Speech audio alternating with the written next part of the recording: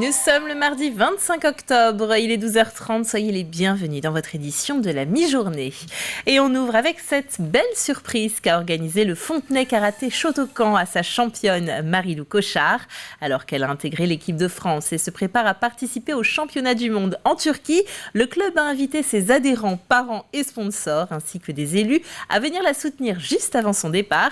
Une surprise totale et touchante, Cyril Guillet était présent.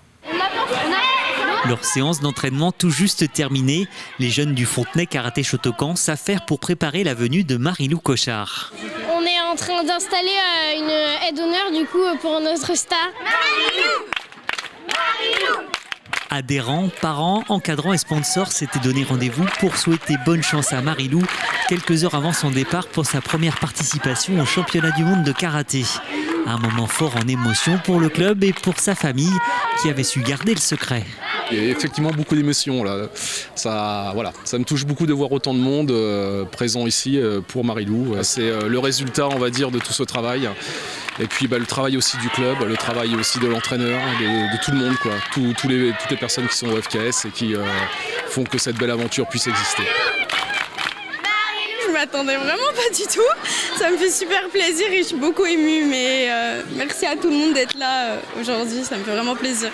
Bon nombre de personnes avaient fait le déplacement pour délivrer leur message de soutien à la jeune fontenaisienne, à commencer par le maire de la commune. On a souvent, grâce au club, beaucoup de résultats dans championnat d'Europe, championnat du monde, etc. Championnat de France, bien sûr. Et donc là, c'était pour moi une évidence, en tout cas, de venir encourager Marie-Lou, qui va représenter un peu la communauté de communes du pays de Fontenay-Vendée et puis la ville de Fontenay-le-Comte en Turquie. L'occasion pour le club de ressortir quelques vieilles photos. Et de leur côté, les plus jeunes avaient préparé des dessins pour soutenir leur championne.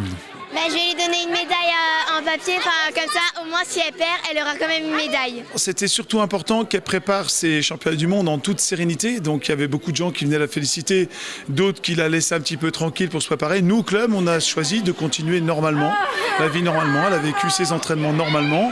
Alors bien sûr, il y a eu des entraînements perso en plus et tout un suivi avec l'équipe de France. Mais globalement, quand elle arrive au club, rien n'a changé. On a essayé vraiment qu'elle continue à s'entraîner comme tout le monde.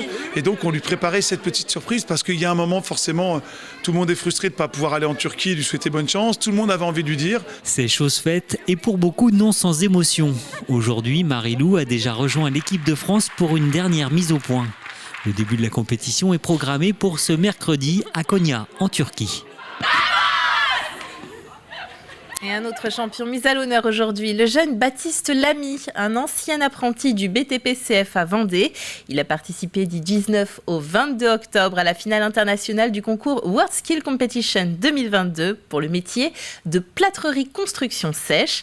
Après 3 jours de compétition, il a obtenu une médaille d'excellence internationale. Il termine en effet au pied du podium, derrière 2 compétiteurs chinois et le compétiteur suisse.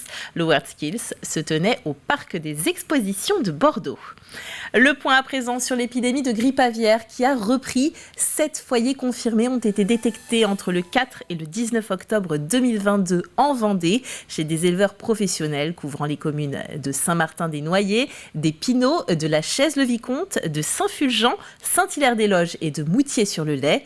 Au total, ce sont près de 83 500 oiseaux qui ont été touchés dans les élevages confinés, 3 élevages de dindes et 4 élevages de canards. Les autorités rappellent l'importance du respect des règles de protection avec le confinement des élevages ou la mise en place de filets de protection. Poser des diagnostics des troubles autistiques a longtemps été un parcours du combattant pour les familles. Ainsi sont nés des PCO, des plateformes de coordination et d'orientation des troubles du neurodéveloppement, une sorte de guichet unique au sein duquel les familles peuvent être orientées vers les bons professionnels. En Vendée, cette plateforme est portée par l'AVEDIP. Alix Lanos a rencontré une famille pour nous. T'as attrapé un rouge ? Oui. Avec la pince ? Et on vient le mettre ? Super. Marie vient toutes les semaines au domicile de Nolan pour une séance d'ergothérapie. À travers différents jeux, la professionnelle aide le petit garçon de 4 ans qui souffre d'un trouble du spectre autistique à gagner en autonomie. Alors là, l'objectif, c'est qu'en fait, on vient travailler avec la petite pince. Ça permet de renforcer les muscles de la main pour après préparer en fait toute la main à l'écriture. Le grand. Et l'autre main, elle fait le grand aussi ? Oui. Nolan, qui ne parlait pas du tout il y a encore un an, a fait d'énormes progrès. Il faut dire que le petit garçon a pu bénéficier d'une prise en charge particulièrement précoce. Dès ses 3 ans, sa maman s'est tournée vers la PCO, la plateforme de coordination et d'orientation lancée en Vendée fin 2020. L'idée, proposer un guichet unique pour les troubles du neurodéveloppement chez les 0-6 ans, faciliter le diagnostic et les interventions précoces. Il serait qu'on a été accompagné, on nous a dit il faut prendre rendez-vous avec telle personne, là vous voyez ça.